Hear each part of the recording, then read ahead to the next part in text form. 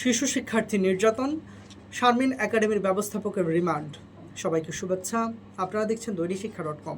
সঙ্গে আছি আমি জাবের মাহমুদুল। ঢাকার নয়াপল্টন এলাকার শারমিন একাডেমিতে এক শিশু নির্যাতনের ঘটনায় গ্রেপ্তার স্কুলটির ব্যবস্থাপক পবিত্র কুমার বড়ুয়াকে 4 দিনের রিমান্ডে পাঠানো হয়েছে। মঙ্গলবার শুনানি শেষে ঢাকার অতিরিক্ত চিফ মেট্রোপলিটন ম্যাজিস্ট্রেট মোহাম্মদ সেফায়েতুল্লাহর আদালত এই আদেশ দেয়। ঢাকা মহানগর পুলিশের প্রসিকিউশন বিভাগের উপপরিদর্শক রকুনুজ্জামান এই তথ্য নিশ্চিত করেন।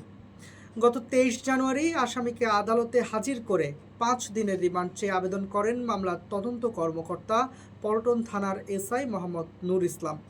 ওই দিন তাকে কারাগারে পাঠিয়ে রিমান্ড শুনানির জন্য আজ মঙ্গলবার দিন ধার্য করেছেন আদালত।